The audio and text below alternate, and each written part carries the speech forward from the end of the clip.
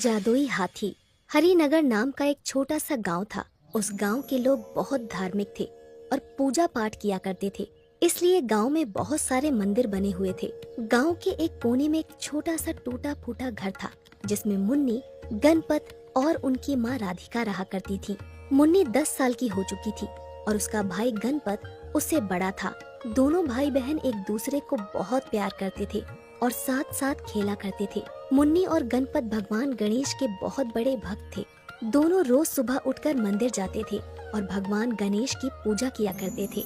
उनकी माँ राधिका भी गणेश भगवान को बहुत मानती थी और अक्सर गणेश भगवान के नाम पर घर में लड्डू बनाती रहती थी। लेकिन उनके घर की स्थिति बहुत खराब थी। राधिका दिन भर मेहनत मजदूरी करके पैसे कमाती थी और अपने दोनों बच्चों का पेट पालती थी। एक दिन राधिका काम करके शाम को वापस अपने घर लौट रही थी। रास्ते में उसे बनिए की दुकान दिखाई देती है। अरे चाचा, आज तुम दुकान पर कैसे आ गए? और बिट्टू कहाँ है? अरे बेटा, उसकी तबीयत तो बहुत खराब है, इसलिए मुझे दुकान पर आना पड़ा। अच्छा चाचा, मुझे 1 किलो बेसन दे दो। बहुत दिनों से लड्डू बनाकर गणेश भगवान को प्रसाद नहीं लगाया।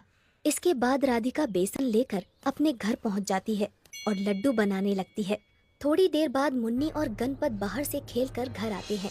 अरे वाह, बेसन के लड्डू! मुझे तो लड्डू देखकर रहा ही नहीं जा रहा। तू रहने दे मुन्नी, पहले लड्डू का भोग भगवान गणेश को लगेगा, है ना माँ? हाँ बेटा, पहले भगवान जी को भोग लगाएंगे, उसके बाद तुम दोनों लड्डू खा सकते हो। अच्छा ठीक है, लेकिन माँ, मुझे आपसे एक बात पूछनी थी। हाँ मुन्नी, पूछो। गांव के बाहर एक सर्कस आया है जिसमें एक हथनी का बच्चा फ्री में मिल रहा है। मैं वो हथनी अपने घर पर लाना चाहती हूँ। नहीं मुन्नी बेटा, हम लोग बहुत गरीब हैं, हम हथनी की सेवा नहीं कर सकते। लेकिन मुन्नी रोने लगती है और मजबूर होकर गणपत वो हथनी अपने घर ले आता है। हथनी के घर आते ही मुन्नी बहुत खुश हो जाती है। धीरे धीरे समय गुजरता जाता है। मुन्नी और उस हथनी में गहरी दोस्ती हो जाती है। मुन्नी उसके ऊपर चढ़कर सारे गांव की सवारी करती है। राधिका भी जैसे तैसे पैसे जमा करके उस हथनी की सेवा करती है। एक दिन रात को तीनों लोग आपस में बातें कर रहे थे, तभी कोई दरवाजा खटखटाता है। अरे कोई है, दरवाजा खोलो। गणपत तुरंत दरवाजा खोलता है तो सामने बूढ़ी काकी खड़ी हुई थी। अरे आओ काकी, अंदर आओ। अरे काकी, इतनी रात को कैसे आना हुआ? अब क्या बताऊं बेटा, घर में खाने का एक दाना नहीं है और मेरी कोई नहीं सुनता। सबको तो बस अपनी अपनी पड़ी है। अगर तुम मुझे कुछ पैसे दे दो तो बड़ी मेहरबानी होगी। इतना सुनते ही कुछ देर के लिए सभी लोग शांत हो जाते हैं। फिर अरे कोई बात नहीं काकी, मेरे पास कुछ पैसे पड़े हैं, तुम ले जाओ। इतना कहकर राधिका अंदर जाती है और कुछ पैसे लाकर बूढ़ी काकी को दे देती है। भगवान तुम्हारा भला करे बेटा। इतना कहकर बूढ़ी काकी वहाँ से चली जाती हैं। बूढ़ी काकी के जाते ही गणपत अपनी माँ से पूछने लगता है। माँ, हमारे पास केवल उतने ही पैसे थे, तुमने वो भी पैसे काकी को दे दिए, क्यों? अब हम लोग क्या करेंगे? बेटा, किसी जरूरतमंद की मदद करना बहुत ही नेक काम होता है, ऊपर वाला सब ठीक कर देगा। इसके बाद सभी लोग सो जाते हैं। अगली सुबह होते ही राधिका काम पर जाने लगती है। अरे गणपत, मैं पास वाले गांव में काम करने जा रही हूँ, हो सकता है आते आते रात हो जाए। हाँ ठीक है माँ, हम लोग घर पर ही रहेंगे। राधिका काम पर चली जाती है। अपनी माँ के जाते ही मुन्नी गणपत के पास आती है। भैया, घर में एक भी पैसा नहीं, अकेले माँ कब तक हमें खिलाती रहेंगी? हमें भी कुछ करना चाहिए। तू ठीक कहती है मुन्नी, लेकिन हम कर क्या सकते हैं? मेरे पास एक आइडिया है भैया, क्यों ना हम लोग अपनी हथनी से सभी लोगों को सवारी कराएं, जिससे हमें काफी पैसे मिल जाएंगे। वाह मुन्नी, क्या आइडिया है। इसके बाद गणपत और मुन्नी अपनी हथनी से गांव वालों को सवारी कराने लगते हैं। हाथी की सवारी कितनी सस्ती, कितनी प्यारी, आइए आइए, हाथी की सवारी का मजा लीजिए। मुन्नी और गणपत दिन भर गांव वालों को हाथी की सवारी कराते हैं और बहुत सारा पैसा कमा लेते हैं। अंधेरा होते ही उनकी माँ राधिका काम करके वापस घर आ जाती है। माँ, आज हमने गांव वालों को अपनी हथनी की सवारी करा के बहुत सारा पैसा कमाया, ये देखो इतने सारे पैसे। इतना सुनते ही राधिका गुस्से से लाल हो जाती है और गणपत को एक जोरदार थप्पड़ मार देती है। गणपत रोने लगता है। माँ, तुमने भैया को क्यों मारा? हमारी हथनी गर्भवती है और तुम लोगों ने गांव वालों को उसकी सवारी करा दी।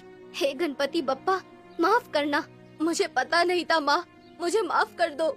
अभी जाकर तुरंत हथनी से माफी मांगो, वरना भगवान गणेश नाराज हो जाएंगे। इसके बाद गणपत और मुन्नी अपनी हथनी के पास जाकर उससे माफी मांगते हैं और काफी देर तक उसके पास बैठे रहते हैं। तभी उनकी माँ आवाज लगाती है, अरे बेटा, कितनी रात हो गई है, आओ खाना खा लो, जो हुआ उसे भूल जाओ। 2 दिन बाद गणेश चतुर्थी है, हमें कल पूजा का सामान लेने भी जाना है। गणपत और मुन्नी खाना खाकर सो जाते हैं। 2 दिन बाद गणेश चतुर्थी का त्योहार आ जाता है और गणेश चतुर्थी के दिन हथनी 3 बच्चों को जन्म देती है। राधिका, मुन्नी और गणपत बहुत खुश होते हैं और धूमधाम से गणेश चतुर्थी का त्योहार मनाते हैं।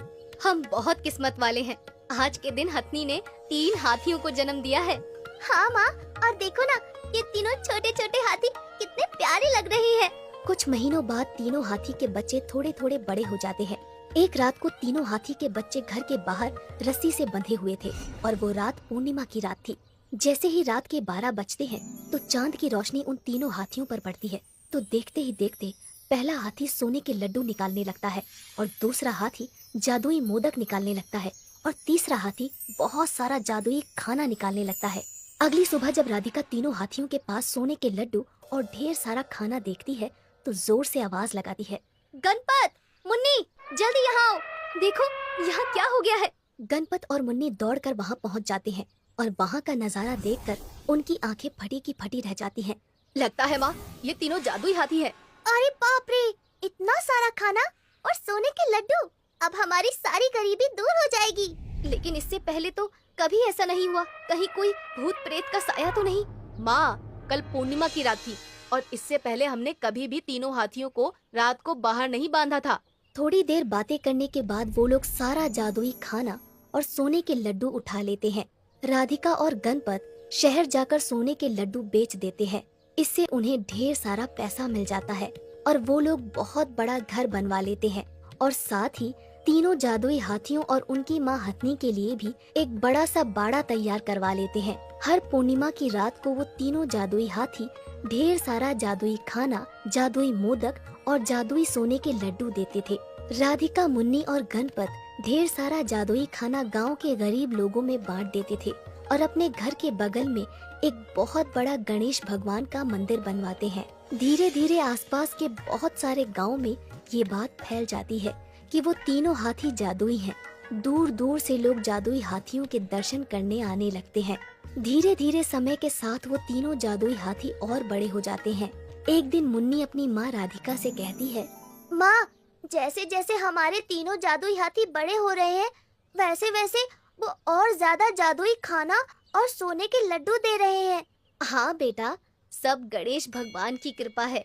हमारी सारी गरीबी दूर हो गई और अब हमारे पास ढेर सारी धन संपत्ति है। इसलिए अब हम सारा जादुई खाना और जादुई मोदक और ये सोने के लड्डू जरूरतमंद लोगों और गरीबों में बांट देंगे।